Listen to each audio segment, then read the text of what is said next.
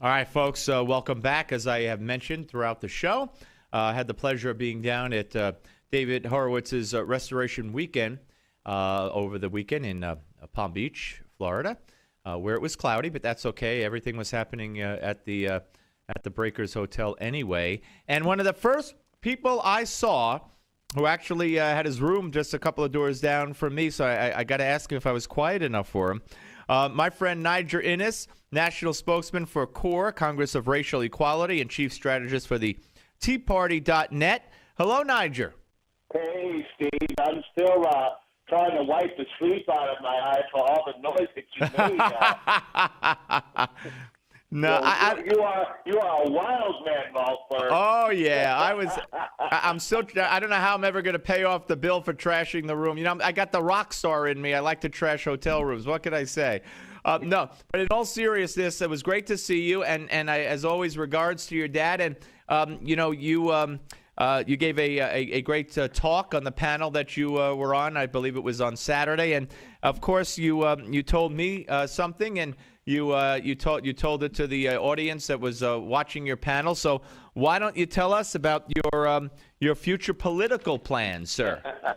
Well, thank you, Steve. And of course, I was just teasing about the noise. I know. Yeah. But well, my attorney says that until it is official and until I file paperwork, I cannot say that I am a candidate for Congress. But I can say that I'm giving very serious, prayerful consideration, and I've been doing it for a couple of months all over the 4th Congressional District in Nevada, which comprises North Las Vegas, which is its own separate east, in middle Nevada. So I am very seriously thinking of taking on Mr. Stephen Horsberg, who is not much more than an Obama clone and a Harry Reid rubber stamp. And the status quo is just not working for the citizens of our great state and my city of North Las Vegas. And it's time for a change.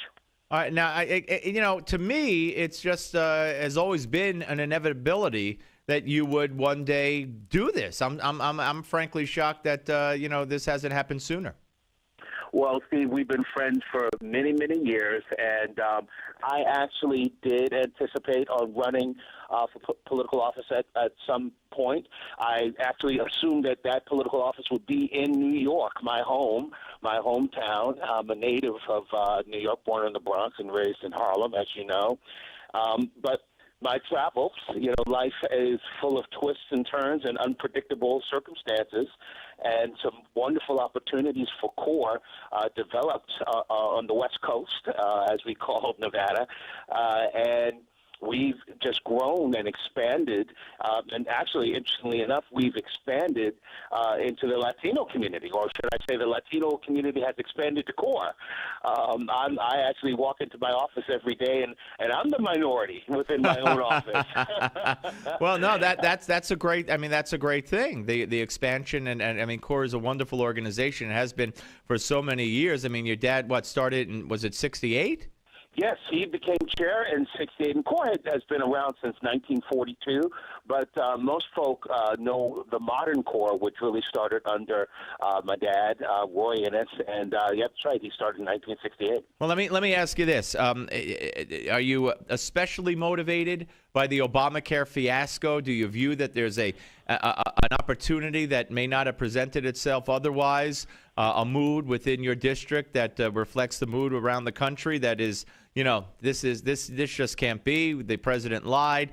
Every Democrat voted for it, and now it's time to make changes. And of course, the House, especially the Senate, hopefully picking up seats. Is this a tide that you hope to ride, or is this something you would have done anyway?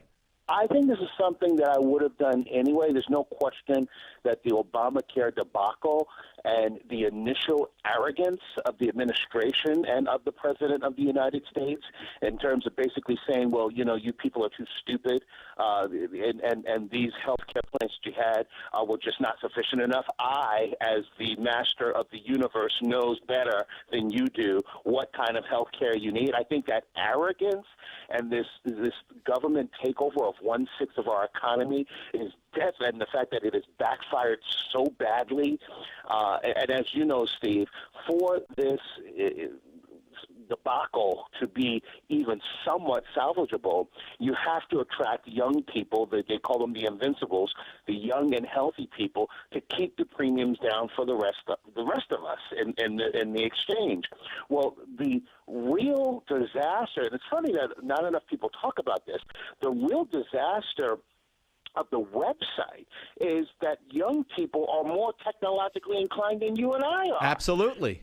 And if they go to a site and that thing is not working, they're not going back to that site. They don't have faith in that institution. They don't have faith in the bureaucracy that ruined that site in the first place. So that's a disaster of Obamacare. And there's no question that there's a huge pendulum swing taking place within the country. And even before Obamacare, that this government is just getting too large. It's getting too much into our business, into our own lives. And as Lord Acton said, power corrupts, and absolute power corrupts absolutely. We're talking to Niger Innis here on the Steve Malzberg Show. We've got a couple of minutes here. I just want to ask you, as far as if you get to Washington, are you one of those who, if he does seek the speakership again, and I'm hearing that it's very possible that John Boehner will not seek another term as Speaker of the House of Representatives. Are you one of those who will look for the let's just say the Tea Party type leader who might be running, or would you be one of those who would cast your vote for Eric Cantor or Congressman McCarthy?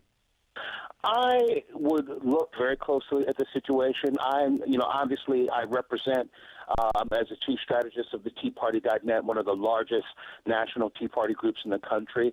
Obviously, my leanings are going to be towards Tea Party type of individuals that can lead the Republican Party. Having said that, though, I do recognize in the case of Boehner and the case of McConnell in the Senate, the job of a leader is to not only be the leader of the overwhelming ideological sentiment within the party and the new energy within the party, which of course is the Tea Party faction, but it's actually to be leader of even Senator Olympia Snowe. It's actually to be leader of Pete King. Right, you got to be the leader of the entire party. Listen, Niger, I'm up against a hard break. When you make it official, come back on, and we'll talk some more. That's a date, my friend. Thank you, Niger.